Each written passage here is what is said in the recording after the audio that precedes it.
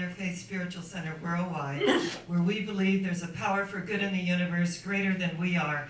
And guess what? We can use it, and we are using it every single day of our lives. We know that nothing happens by chance, that we are all here by divine appointment. And if you tuned in at this moment, this message is for you, and we thank you for all your donations, your love, and your expression through the World Wide Web. We live in such an interesting world, don't we? I have been doing this for 42 years, and how we have evolved and expanded in our technology so that someone can tune in right now from Turkey, from Istanbul, which we have a beautiful woman, her name is Lau, and she tunes in every Sunday from Istanbul. And when I was speaking there, she took me all around to see the sites and came to my speaking engagement. It was just so wonderful. So when we gather here in our community, and we have a very special community here at Interfaith New Thought Spiritual Center, there is so much love in our community. And although that we are in a rebuilding process, we know that the seeds are planted, those seeds are taking fruition. So our theme for the month is living in alignment.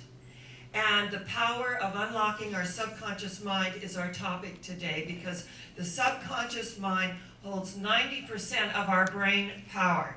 We're using about 10%, if that, of that brain power, that conscious energy. So what we do in Science of Mind is that we go deeper. We go into the truths that Jesus taught. He said, "This commandment I give thee, that ye love one another as I have loved thee, and love thy neighbor as thyself," which presupposes what? That we do love ourselves, and that spills over onto everyone in the energy field. There was a little 7-year-old girl from Uganda, and she wrote a poem. "I have a little brain tucked safely in my head, and another one that's in the air instead. It plays with me and sings with me and talks to me in bed. The other one confuses me, the one that's in my head." So what happens is that we have that little, that little monkey mind that goes off in our head. And how many of us, including me, have said, if I'd only listened to my intuition, if I'd only listened to my intuition. And in fact, I'm not terrified of really anything, but after 30 years of not taking a DMV test, I was terrified. And I mean, everybody gave me their tests, and they'd already finished them, and I could study, the correct answers, and I read the books. And it was so fascinating, and I just, I took a deep breath. I have turned 70, I now have to take this test that I have not taken in 30 years. I walk in, and now it's so interesting about DMV. Who is there taking his test but Dr. Clayton Beaver? And I said, let's do a treatment. We're in there holding hands, doing a spiritual treatment in DMV. Everybody's kind of looking at us and thinking, what's going on here? That we are knowing the truth. And the truth is, I missed two of the questions, and I didn't follow my intuition. And I kind of veered off this way. And I thought, if I'd only listened to my intuition, you'd miss more than that, but I think you can miss 4, and you can still pass. So it was so great to have Dr. Clayton there that I created. So what I know about our way of life, when we're living in alignment, we create the people, places, and things that we need at the time that we need them. And there is no competition in the world. There is only that which is by right of consciousness. And what's so wonderful is someone called me and said, Reverend Eunice is taking the Racket Club Church, the Center for Spiritual Living, and I'm really sad that, that she's going to do that, because, I will never go hear her speak, because I come and hear you speak, and, the fact that that's your competition. And I said to her, in our way of life, we do not believe in competition. We believe in mutual cooperation. And when I started the Center for the Celebration of Life in 1989 and went independent from all the CSL, because there was a lot of infighting and political drama that was going on in the United Church of Religious Science. And so I moved on. And it was the beginning of an amazing journey. And Reverend Eunice wrote me and said, "Do you mind, I'm in Ohio, if I call my center the Center for the Center for the Celebration of Life as well?" And I said, "No, that's absolutely wonderful. I think that's great." She said, "Well, you know, you are my role model, and so I'm just going to really, you know, help this thing fly here in Ohio."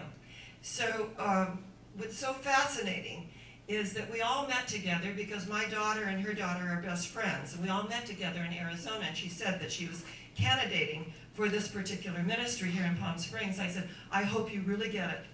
Because what's so fascinating about our way of life is that when something upsets someone, rather than heal it, now this is the power of the subconscious mind. When stuff comes up, remember the Course in Miracles, you are never upset for the reason you think. We think it's all this stuff out here, it's people, places, and things. We assign blame, we do all this stuff. You are never upset for the reason you think. So when people get, you know, mad at me or whatever, and they move on to whatever spiritual center, I said, hopefully, I said, all of those, you can heal that energy, that you can be a healing energy. I wrote to her, and she said, "Well, I need a place to live." So I went on all my sites, you know, and put it out there that my colleague was here and she needed a place to live temporarily until she found a permanent place. Someone found her a place. So what's fascinating to me about our way of life and the way the subconscious mind works is I have a little brain tucked safely in my head, and another one that's in the air instead. It talks to me and plays with me and sings to me in bed. The other one confuses me, the one that's in my head. The rational, linear part of us that's going to look outside of ourselves and say, "Oh, this is competition and I better be, you know, careful over here." The truth is, when we open to love, love opens to us. And when we express that energy, what happens to us? We expand.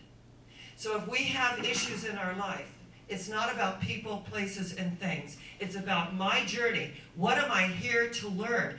Think of our initiations. Some of us have initiations in relationships.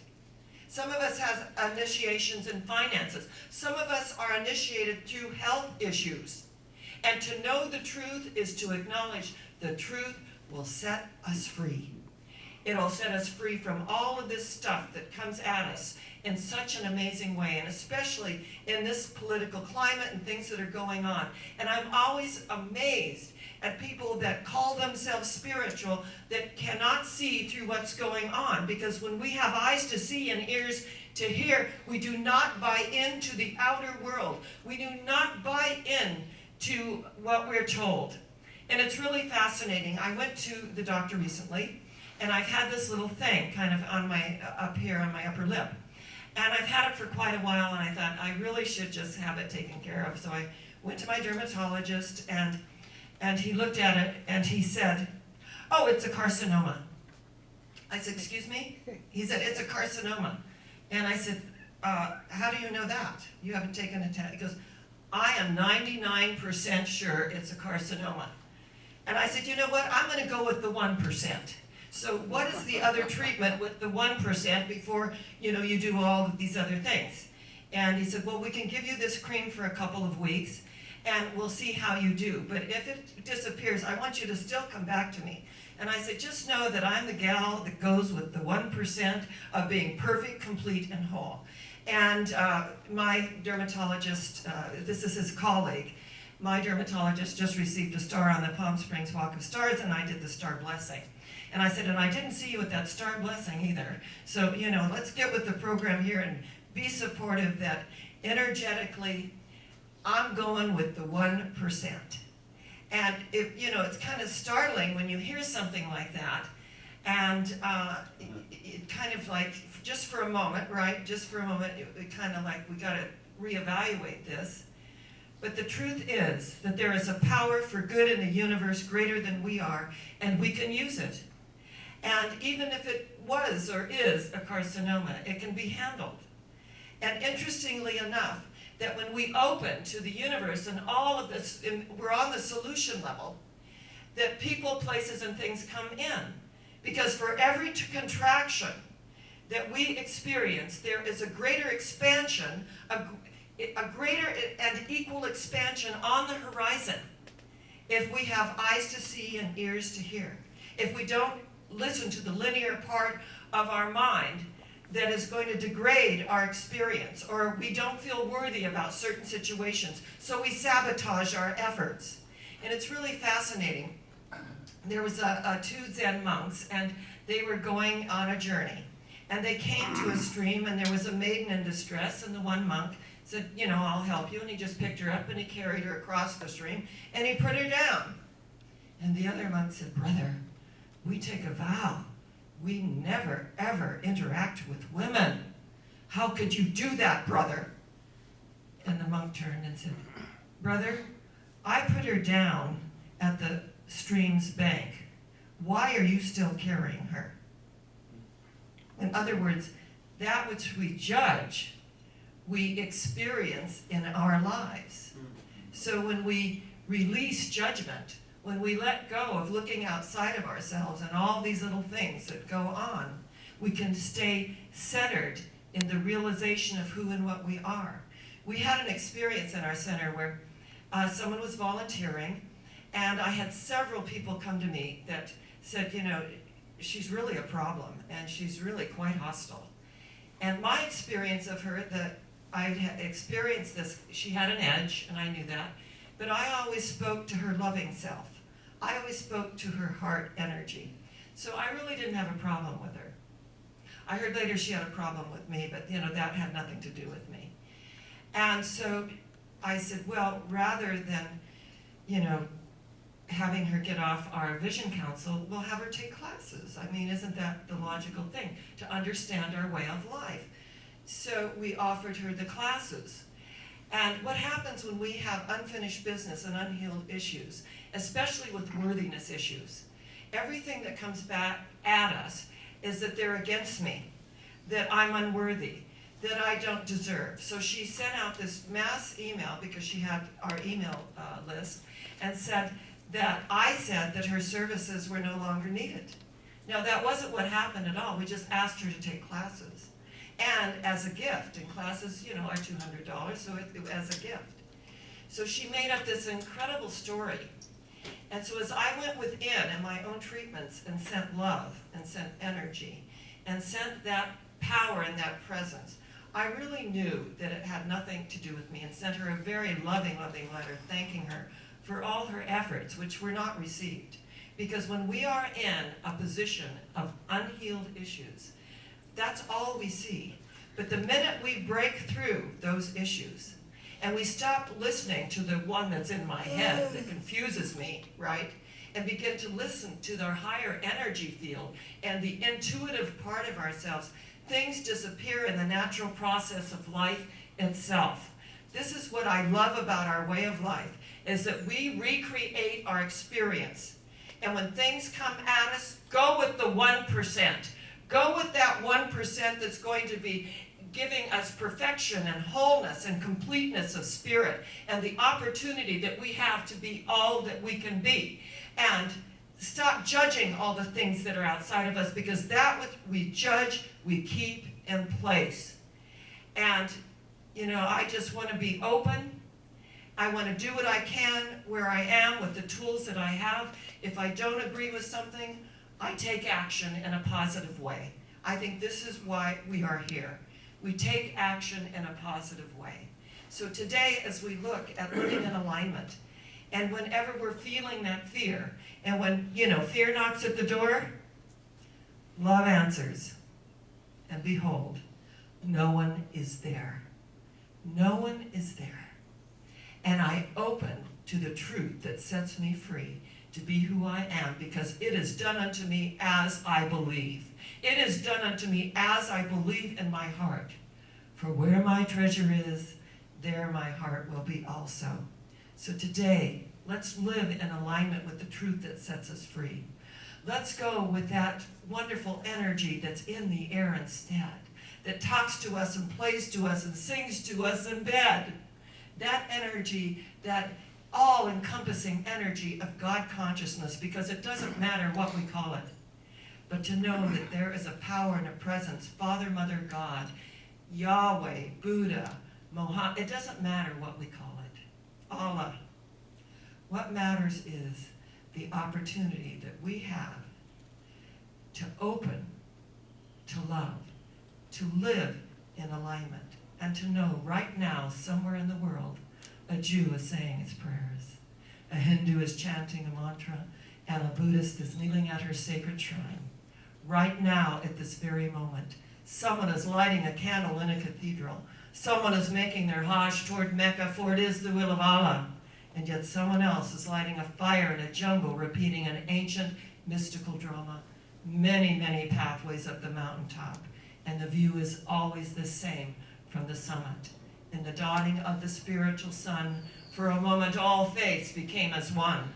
The Christian, Buddhist, Muslim, Jew became as one, and somehow knew that mystic voice that calls to me, oh, yonder, yonder person, I am thee. We are one. We grow through our differences. We're drawn together through our similarities. We let go and let God do what God does best by means of each and every one of us, because we have no creed but love. Love one another as I have loved you. We have no doctrine but the golden rule. Do unto others as you would have them do unto you.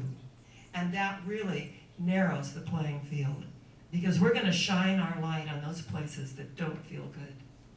We're going to shine our light on those moments that we feel like all is lost, because we're not lost. In those moments we may feel like it, but energetically, I believe, the angels, the archangels, and all enlightened beings are cleansing, purifying, harmonizing, balancing, and attuning our energy field so that we experience that oneness and that opportunity to be together in the light that shines always.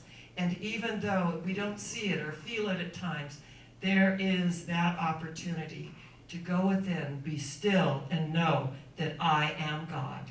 That each of us is co-creating with that power and that presence. That there's no competition in the world. In fact, I'm going to help you find a place.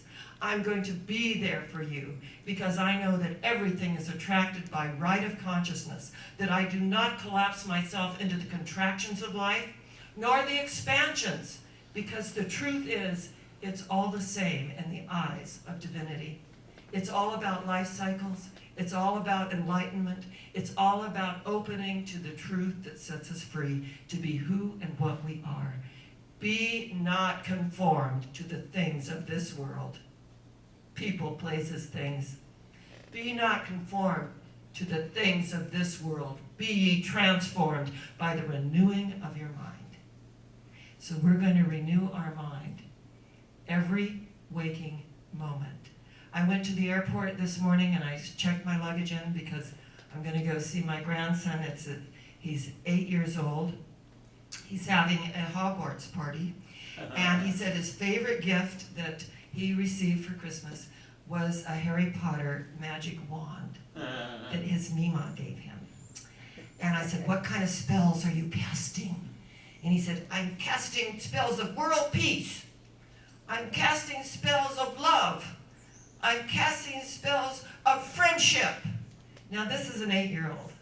Now I think we all should get magic wands, Harry Potter magic wands. We're going to start casting spells. We're going to cast a spell for world peace. We're going to cast a spell for total and complete healing for everyone on the planet that's experiencing any dis-ease in their body temple. We're going to cast spells for friendship and love, for truth, for beauty. We're going to cast spells. And you know what's so great about this one? You just press it and it lights up. And he goes, expel-oshi-oshi, or whatever he says. And I said, oh, it's done. Oh, I feel so good. I feel so much better. I have a spell of energy cast upon me. When we begin to align with love, and I'm not being trite. Jesus said it. Love the Lord your God with all your mind, with all your heart, and all your soul. And and love thy neighbor as thyself. So let's start loving ourselves more so that we can love each other more, and casting spells of truth, beauty, love, and light. Let's live in alignment. Let's really access. I have a little brain tucked safely in my head, and another one that's in the air instead. It plays with me and talks to me and sings to me in bed. The other one confuses me, the one that's in my head. So we're going to let that one go, that rational, linear, critical mind, and unite with our heart energy and cast spells of love and unite in that relationship that we know that we were given. I feel so blessed to be in this way of life. I feel so blessed to get up every morning, and sometimes I have aches and pains too. And so I just get on that slant board and do what I need to do. And some days are a little slower than others, but you know what? That's all right, because life moves in cycles. Let's give ourselves some slack. Let's give ourselves the same appreciation we do to others. Let's live in alignment. Don't you agree? Yes, to live in alignment and unlock the power of our subconscious mind. So I'm going to close for now because I am catching a plane to go and be with my grandson. But I know that each of us is going somewhere together. And where is that? Higher yet. Where? Higher yet. Where? Higher